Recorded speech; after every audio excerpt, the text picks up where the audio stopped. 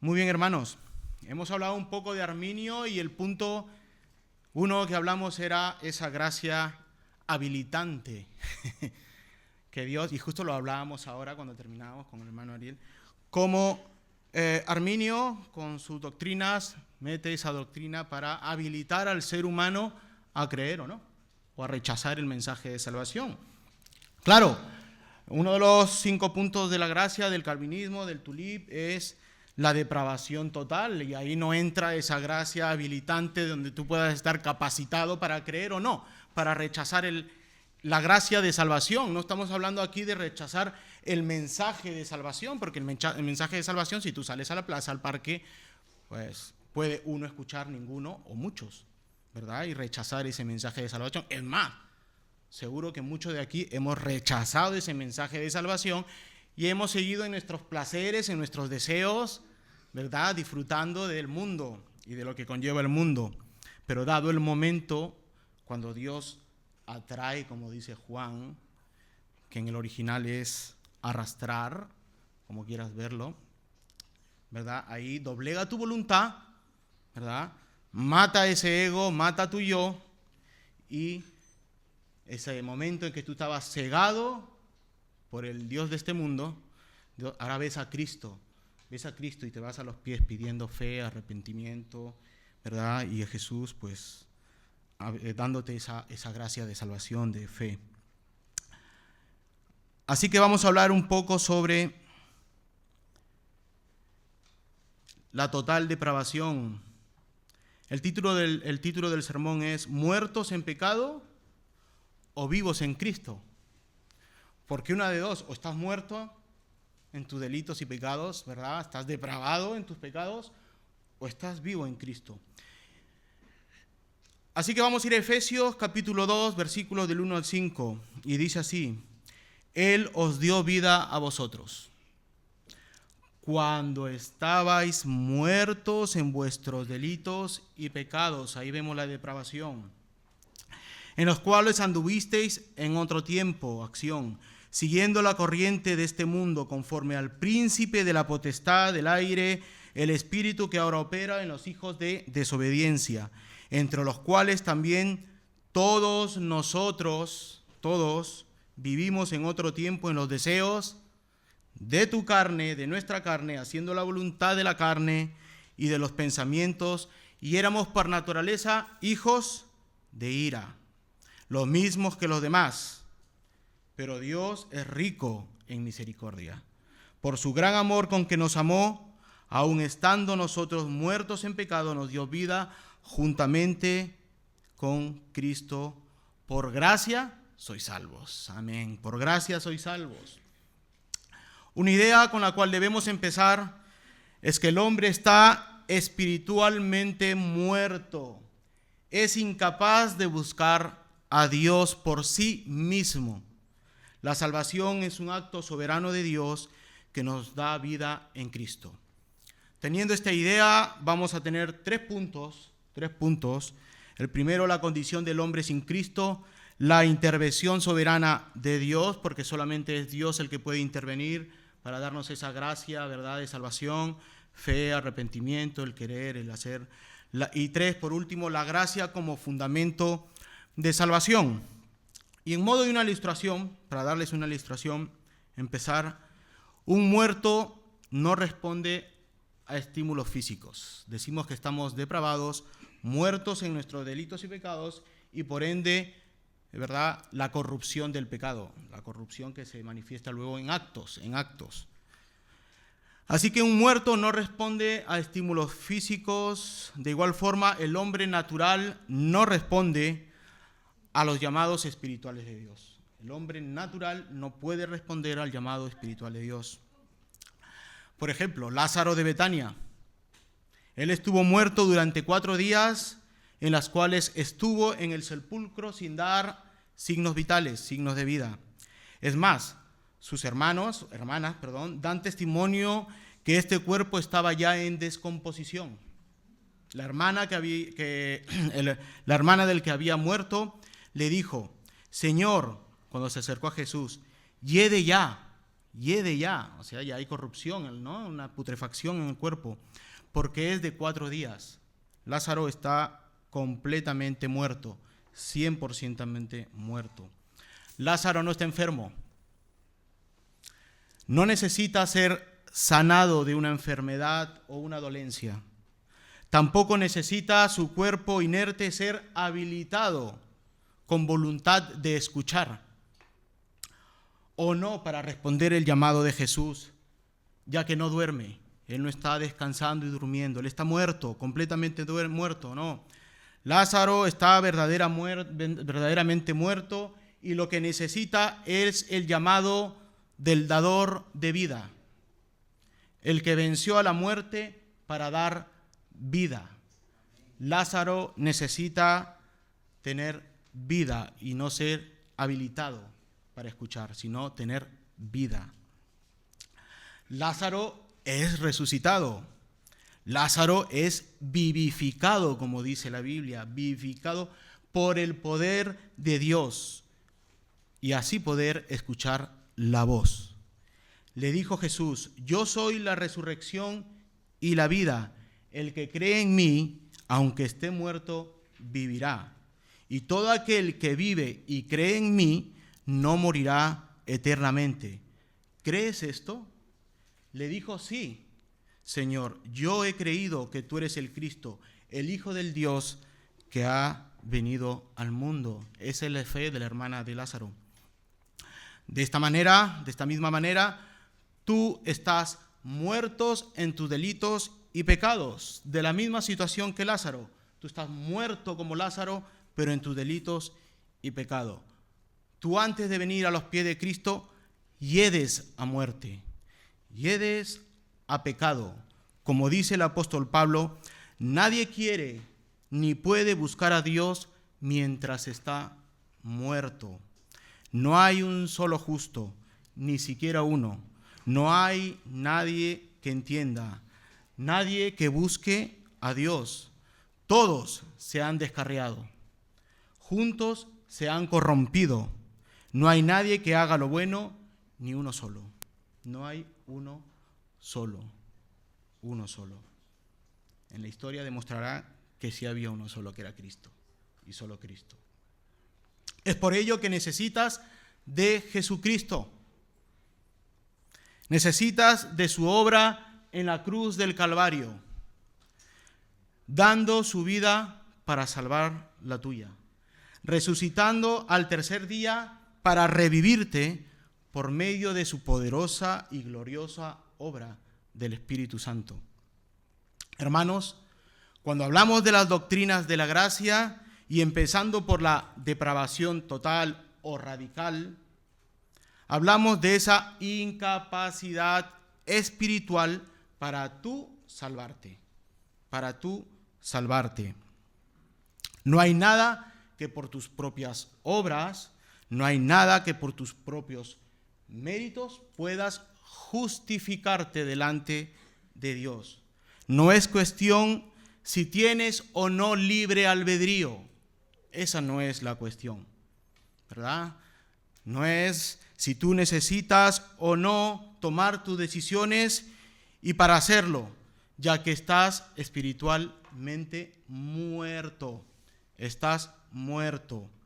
Hiedes, apestas a muerte y sobre todo todos tus sentidos que conforman tu persona, que conforman tu ser, están incapacitados por causa de la muerte. No puedes razonar. Un muerto no puede razonar, no puede mirar, no puede oír, no puede hablar, no puede escoger. Un muerto.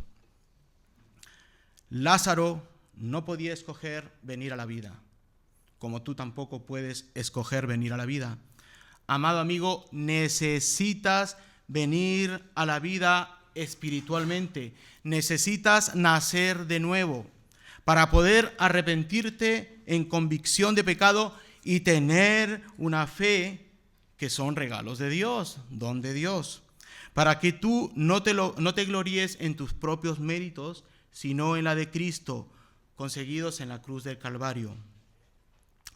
Para entender la doctrina de la depravación total, debes entender tu condición espiritual, en la cual tú te encuentras.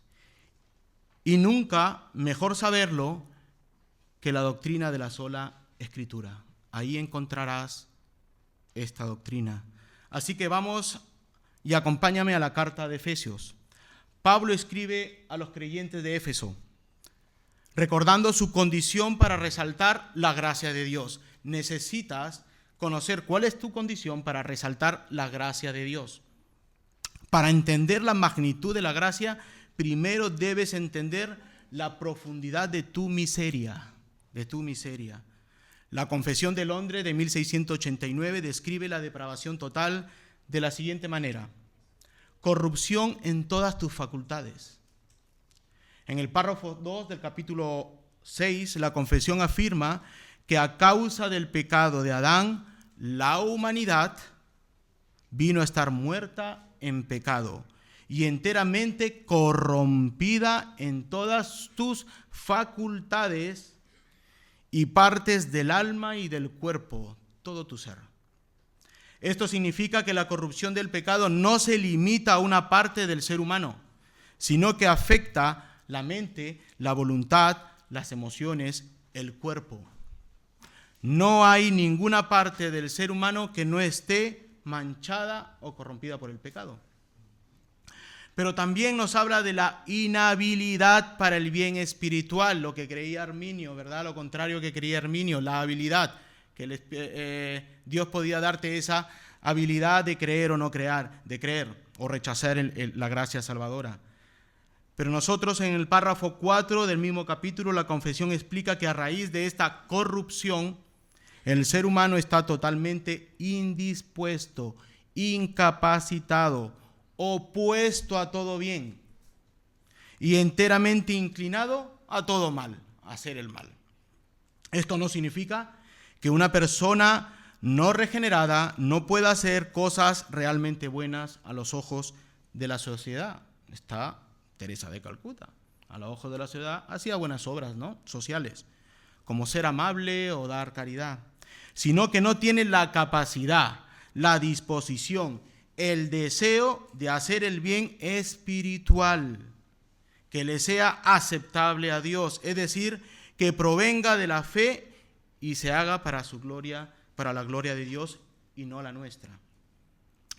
Pero también está la transmisión del pecado. Nos enseña la Confesión en el párrafo 3 del capítulo 6, señala que siendo Adán representante federal de la humanidad, la culpa de su pecado fue imputada a su posteridad y la naturaleza corrompida se transmitió a toda su descendencia. Por lo tanto, la humanidad nace en un estado de pecado y es por naturaleza hijo de ira ante los ojos de Dios, lo cual hace que la persona sea esclava al pecado y sujeta a la muerte.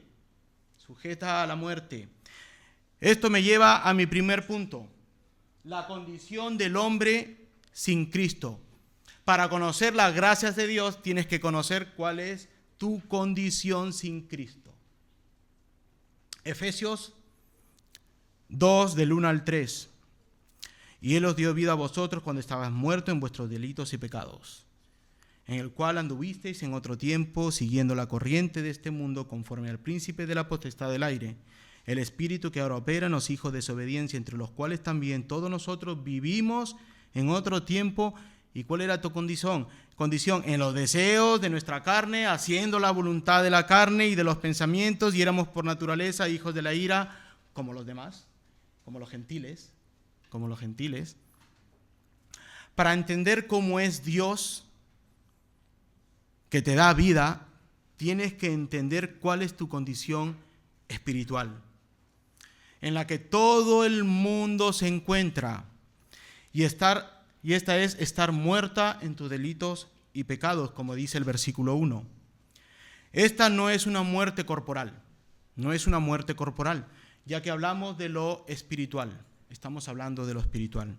Tu espíritu está muerto por causa de la desobediencia de Adán, nuestro representante federal. Y es así como te encuentras. Así pues, por medio de un solo hombre entró el pecado al mundo, y por el pecado entró la muerte, y así la muerte pasó a todos, porque todos pecaron. Esa es tu condición. Hablamos de la muerte espiritual. En otras palabras, estás separado de Dios, la cual es restaurada en la cruz por Cristo, en quien somos reconciliados con Dios. Así que, hermanos, no es una enfermedad. Lázaro no estaba enfermo, tú no estás enfermo. Lázaro estaba muerto, tú estás muerto. Tú estás incapacitado total y radicalmente para conseguir tu salvación. Romanos 3:10 al 12 dice, como está escrito, no hay justo. Alce la mano el que sea justo. No hay justo ni aún uno. Es más, no hay quien entienda, no hay quien busque a Dios. Todos, incluido yo, se desviaron. A una se hicieron inútiles. No hay quien haga lo bueno. No hay ni siquiera uno en toda la humanidad. Tienes que entender que la depravación total o radical no es la incapacidad de poder hacer el bien moral en obras. No, eso no es.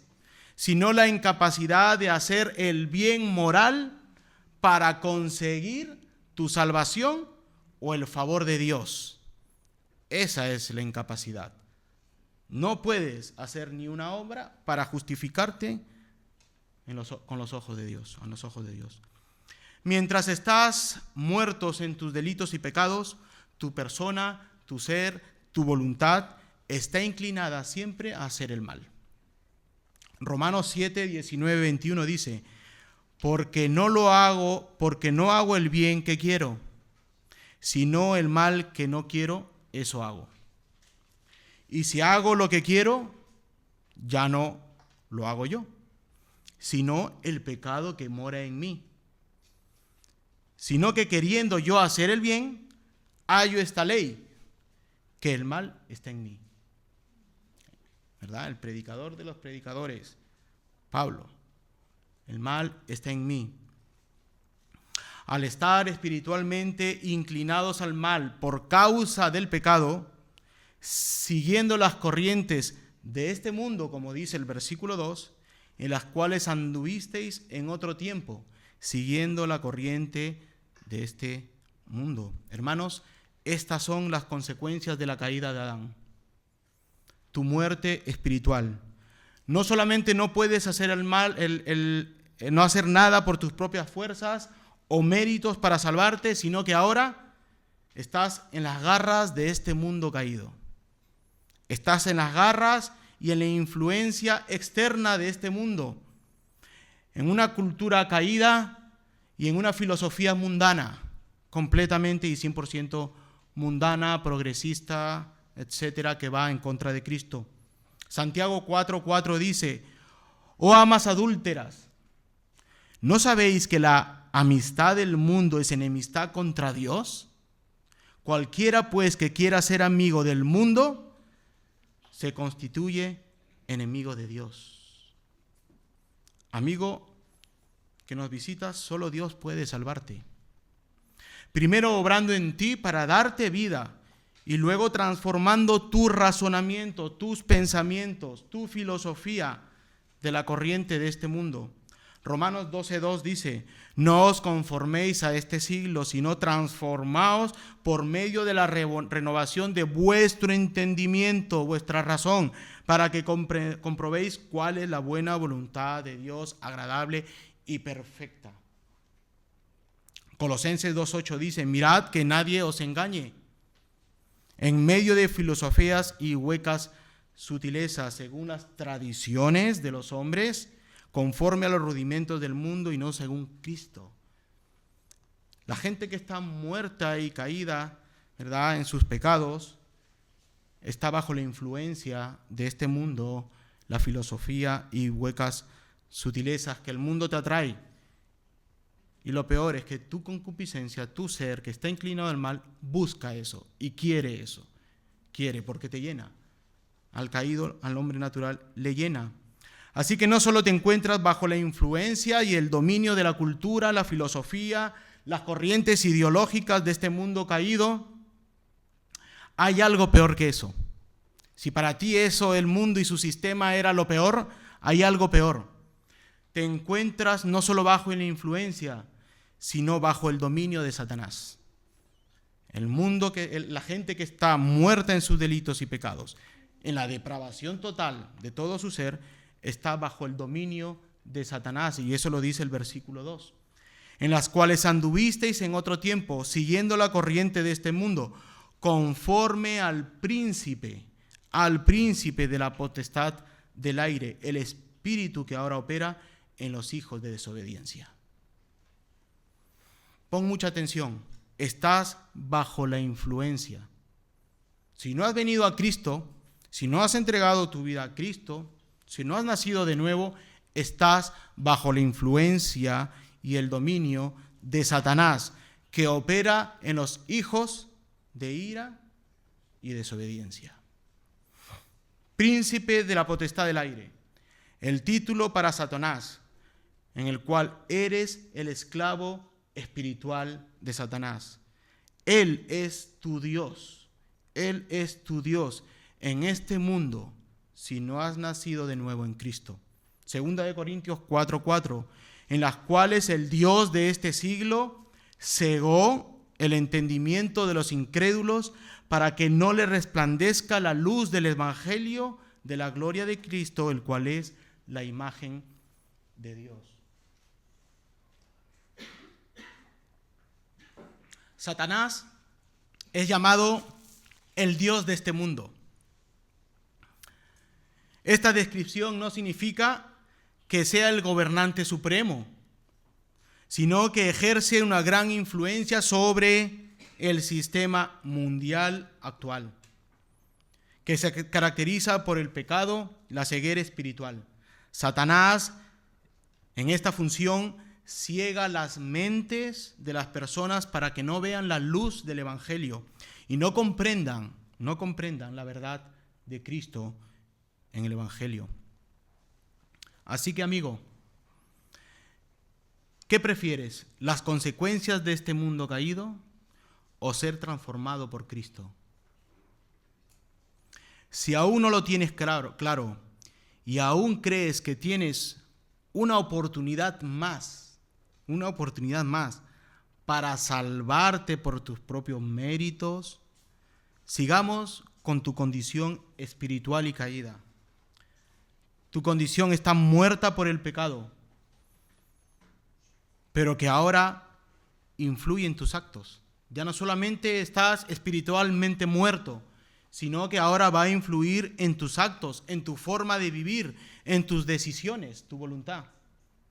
El versículo nos dice que estamos influenciados por la cultura de este mundo, con sus huecas sutilezas y vanas filosofías. Así vive todo hijo de desobediencia, porque todos nacemos desobedientes de los mandamientos de Dios. En otras palabras, no nacemos en la corrupción del pecado. Si desobedecemos esa ley moral escrita en nuestros corazones, ahora va a aflorar en tus actos la corrupción. Tú naces muertos en tus delitos y pecados, y el día que peques estarás corrompido o totalmente depravado. Efesios 2:3 dice: entre los cuales también todos nosotros vivimos en otro tiempo en los deseos de nuestra carne, haciendo la voluntad de la carne y de los pensamientos, y éramos por naturaleza hijos de ira, los mismos que los demás. Y una prueba de esto es nuestros hijos. A los hijos no hay que enseñarle, ¿verdad?, a hacer el mal. Ya nacen sabiendo o desobedeciendo. Hay que enseñarles a hacer las cosas correctamente, a hacer el bien. Pero ellos nacen ya haciendo travesuras, cosillas malas, ¿verdad? Hay que enseñar y corregir. Así es que nosotros nacemos muertos en nuestros delitos y pecados, y la inclinación a este pecado y esta maldad va a llevar a que empieces ¿a qué? A pecar, aptos, corrupción, tu cuerpo sea corrupto. Ahora eres esclavo de tu carne, dice el versículo 3. Ahí está la corrupción. Entre los cuales también todos nosotros vivimos en otro tiempo, ¿en qué? En los deseos, en nuestro ser, de nuestra carne, haciendo la voluntad de la carne. Ya no solamente son los deseos, ahora también es hacer nuestra voluntad de la carne y nuestros pensamientos. En este versículo Pablo nos lleva a una radiografía de nuestros corazones antes de conocer a Cristo. Así eras tú y así era yo antes de conocer a Cristo. Él no dice ellos o algunos de ustedes, sino que dice todos nosotros. Esto nos incluye a todos sin excepción. El versículo nos da 3 claves para entender nuestra condición antes de ser salvo. 1, que éramos esclavos de nuestros deseos. Tú eras esclavo de tus deseos. Pablo dice que vivíamos en los deseos de nuestra carne.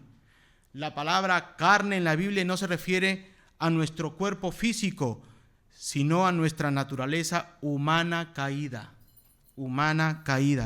a nuestra tendencia a vivir para nosotros mismos, el ego que estamos hablando, el famoso ego, el yo, vivir para nosotros mismos. Antes de Cristo, nuestra vida estaba gobernada por nuestros propios apetitos, pasiones y deseos egoístas.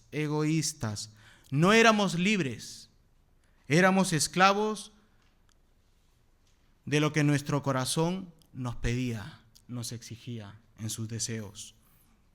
2, nuestros pensamientos estaban corrompidos. Tu mente era corrupta. El texto dice que hacían la voluntad de la carne y los pensamientos. Y esto es crucial. El problema no era solo que hacíamos con nuestras manos, sino lo que pensábamos en nuestras mentes, nuestros razonamientos, nuestros planes, nuestros deseos profundos estaban orientados y lejos de Dios. Nuestra mente, nuestra voluntad y nuestro corazón estaban en rebelión contra nuestro Creador. Éramos hijos de ira por naturaleza. Esta es la afirmación más fuerte y conductente, a la vez la más difícil de aceptar, ser hijos de ira. Es lo más difícil, saber que somos hijos de ira de un Dios santo. Significa que éramos merecedores del juicio y de la condena de Dios. Y la frase por naturaleza no dice que estábamos en una condición que nos ganábamos nosotros por nuestros malos actos. Como yo hice tales cosas, me lo merezco. No, es una condición con la que ya nacimos.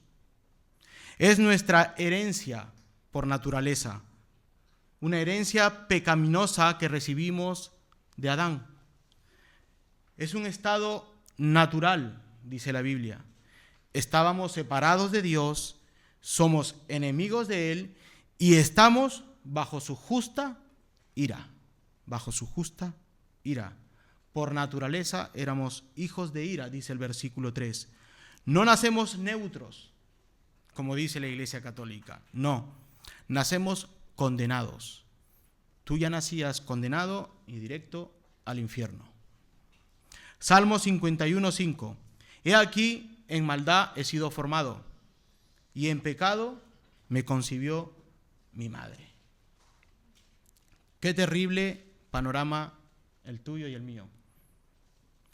Qué terrible panorama en el cual tú te encuentras. Y no solamente tú, sino todo aquel que ahora mismo está siendo concebido o naciendo. Ahora mismo, mientras que hablamos de salvación, mientras que presentamos a Cristo, niños en todo el mundo naciendo bajo la condenación del pecado. ¿Y por qué es importante entender esto? ¿Por qué es tan importante y necesario entenderlo y que Murcia lo entienda? Porque si no entendemos que estamos muertos, que éramos esclavos, que éramos hijos de ira, nunca podremos comprender la magnitud del amor y la misericordia de Dios que se describe en los siguientes versículos. La gracia solo es asombrosa si entendemos cuán desesperada era nuestra situación. Amigo y hermano, esto destruye cualquier confianza en tu libre albedrío como inicio de salvación. El problema no es que no queremos buscar a Dios, sino que no podemos buscar a Dios, sino más bien es Dios mismo quien nos atrae a Él, literalmente nos arrastra a la cruz y a Jesús. Juan 6:44, ninguno puede venir a mí. ¿Alguien puede ir a Jesús, a Dios? Ninguno puede venir a mí, dice Jesús, si el Padre que me envió no lo trajere, no lo arrastrara hacia mí, y yo le resucitaré al día postrero. Al día postrero. Y esto me lleva a mi segundo punto, la intervención soberana de Dios. El Padre que me envió, intervención soberana del Dios Padre. Versículo 4 y 5 de Efesios 2. Pero Dios, que es rico, abundante en misericordia, por su gran amor con que nos amó, aún nosotros, estando muertos en pecados, nos dio vida juntamente con Cristo, por gracia sois salvos, hermanos. Pero Dios, ¿se ha dado cuenta el texto? Pero Dios. Y este pero lo cambia todo. Este pero lo cambia todo. Cambia el rumbo para algunos que se encuentran con un destino, el infierno. A causa de la culpa del pecado y la transgresión de su pecado. Si ahora te encuentras en una corrupción total y depravada, ahora con este pero hay una luz de esperanza en el texto. Dios te da una luz de esperanza. Y qué hermoso acompañado la majestad de Dios al verlo con todo esplendor en este pero. Pero Dios. No dice, pero el hombre con sus buenas obras. Pero Dios. Si el hombre siendo responsable por su propia caída y cada uno responsable por su propio pecado, ahora Dios interviene cambiando su destino. Un destino que era directo al infierno. Pero Dios cambia totalmente la historia de tu vida. El pero Dios. Recordemos que tú eres culpable del pecado.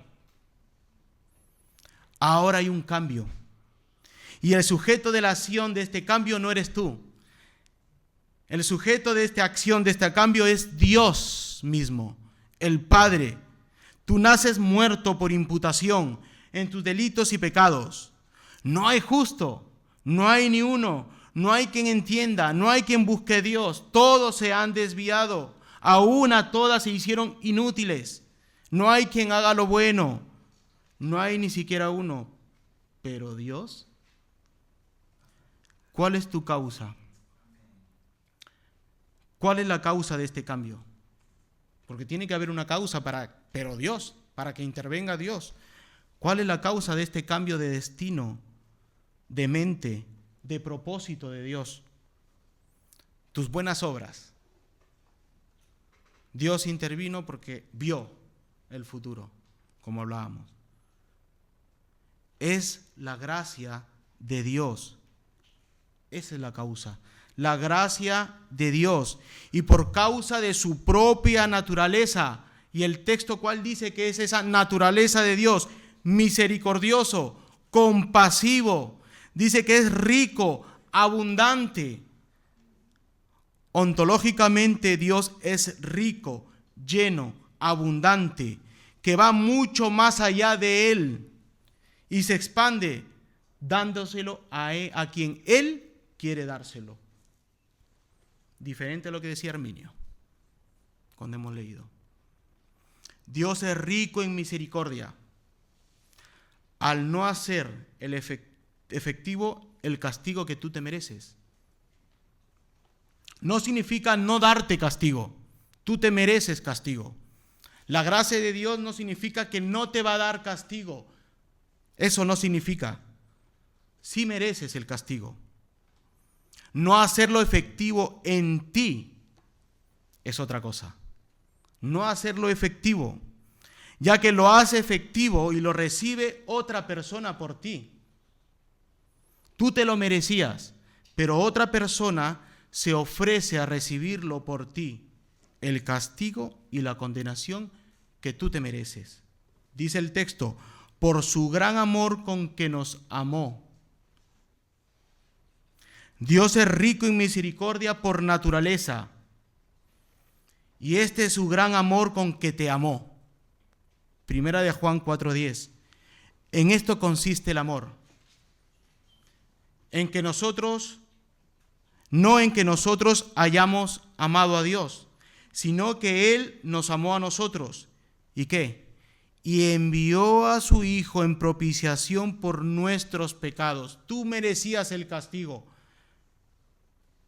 pero Dios envió a su Hijo por tu pecado y tu castigo. Si te das cuenta aquí, no hay nada que hagas para motivar a Dios.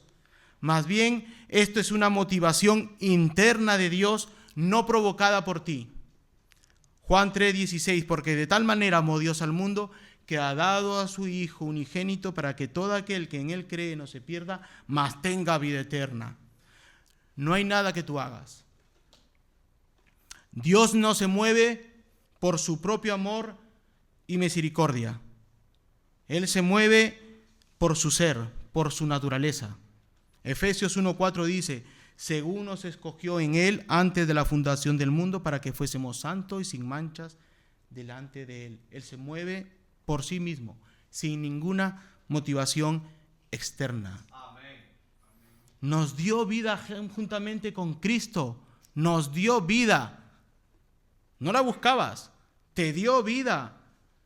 La salvación no es una cooperación 50-50, 50-50 entre tú y Dios. No, es 100% obra de Dios, porque nace de su propia naturaleza. Si te das cuenta, la regeneración precede la fe. Precede la fe. La vida nueva es obra de Dios. Y esto es importante y muy importante, ya que este concepto nace de Él mismo y de su propia naturaleza. Pero Dios, esa es la esperanza para cualquier pecador. Por más hundido en que se encuentre, esa es la esperanza. Decirles, tú estás muerto en tus delitos y pecados, pero Dios, que es rico en misericordia, ha enviado a su Hijo para salvarte y darte vida eterna, esperanza. Ahora, ¿cómo yo sé que la regeneración procede de la fe? Pues nos lleva al tercer y último punto, la gracia como fundamento de tu salvación. Versículo 5, aún estando nosotros muertos en pecado, nos dio vida juntamente con Cristo, por gracia sois salvos. Aún, dice el texto, de hecho quiere decir, también, incluso, estando muerto. No estabas enfermo, no estabas trastocado, o no estabas lisiado como yo lo estaba, pero con un poco de fisioterapia te mejoras en un par de meses. No, estabas muerto en tu pecado, por causa del pecado de Adán, como tu representante federal y de toda la raza humana.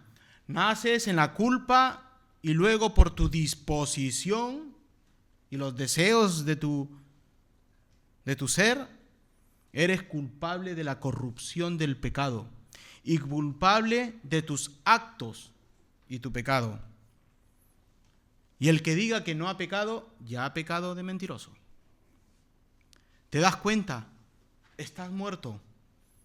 No eres capaz de hacer nada para salvarte. Tu destino es el infierno. Necesitas de una obra poderosa para que cambie tu destino, para que cambie.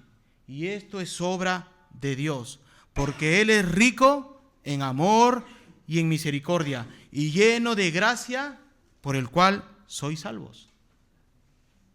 No por decisión humana, no por obras, no por méritos, sino por iniciativa divina de Dios. Tito 3:5 dice, nos salvó, no por obras de justicia que nosotros hubiéramos hecho, sino por misericordia, igual que Efesios, por el lavamiento de la regeneración y por la renovación en el Espíritu Santo. El lavamiento de la regeneración. Hermanos, esta es una obra absolutamente monergista. Arminio era sinergista, una obra entre Dios y el hombre. La depravación total, y en el texto de Efesios nos enseña que la obra es monergista, una obra solo de Dios y nada más que de Dios. Dios es el único agente efectivo en la regeneración del individuo, y esto por gracia. Y esta gracia nace solamente y exclusivamente en el corazón de Dios. La gracia no es una oferta que depende de nuestras fuerzas para aceptarla. Es una acción eficaz que nos resucita, nos da vida, serena fe, tranquila, una fe en paz, en tranquilidad, y solo por gracia, hermanos, solo por fe, solo por Cristo. Hermanos, y todo esto es un regalo de parte de Dios, que es lleno de amor y de misericordia. Efesios 2, 8, 9, porque por gracia sois salvos por medio de la fe, y esto no de vosotros, pues es don de Dios, es un regalo de Dios, no por obras, para que no te gloríes, sino que es un regalo de Dios. Y gloria a Dios, hermano, gloria a Dios por su misericordia, gloria a Dios por ese gran amor con que te amó, enviando a su Hijo por ti y por mí, entregando a su Hijo por ti y por mí, aun cuando estabas muertos en tus delitos y pecados, y sin merecerlo, dice Dios que te amó y entregó a su Hijo, envió a su Hijo, quien te rescató. Hermanos, para concluir, amigos, sin Cristo estás muerto. O estás vivo o estás muerto. ¿Eres esclavo del pecado? ¿Estás condenado a vivir eternamente en el infierno? Ya que esa es la paga de tus pecados. Pero por el gran amor y misericordia de Dios, eres salvo por gracia. Y con Cristo ahora tienes vida. Eres libre, estás justificado por los méritos de Cristo, quien entregó su vida y derramó su sangre para pagar la deuda que la ley exige. Jonathan Edwards dice, la única contribución que ponemos en nuestra salvación es el pecado que hizo necesaria la expiación. Hermano, ¿estás viviendo conforme a la voluntad de Dios? ¿O me dejo llevar por las modas, jóvenes? ¿Me dejo llevar por las modas? ¿Por los valores? ¿Por las presiones de la sociedad? ¿Por las presiones de mis amigos de la universidad, del colegio, del instituto, del trabajo? ¿La sociedad que ignora a Dios y te quiere devorar? Efesios 2, 1 al 5 nos recuerda quiénes éramos y quiénes somos ahora en Cristo Jesús. Pablo dice que estábamos muertos en nuestros delitos y pecados. No se trataba de estar enfermos o débiles espiritualmente, sino muertos, incapaces de buscar a Dios por nuestras propias fuerzas, siguiendo al mundo, a la carne, al diablo. Éramos por naturaleza hijos de ira. Y ahí aparece la palabra más esperanzadora del pasaje, pero Dios. No porque nosotros hayamos hecho algo, sino porque Dios, siendo rico en misericordia y por el gran amor con que te amó, te dio vida juntamente con Cristo. La salvación no es un mérito humano, es un milagro divino. Donde había muerte, Dios trae vida. Para la iglesia de hoy, esto significa dos cosas. Uno, humildad. No tenemos nada de qué gloriarnos. Nuestra fe, nuestra vida nueva, todo es un regalo de Dios. Esto nos libra del orgullo espiritual y nos recuerda que dependemos solamente de la gracia de Dios cada día que nos levantamos. Y me ha dicho, bástate de mi gracia, bástate de mi gracia cada día. 2 Corintios 12:9. Pero para la iglesia de hoy también hay esperanza.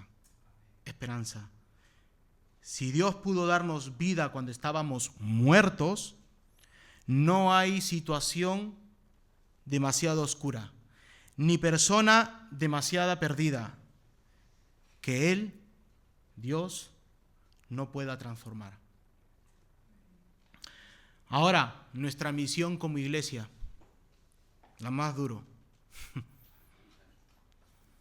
Como iglesia no es cambiar los corazones por nuestras propias fuerzas, olvídate.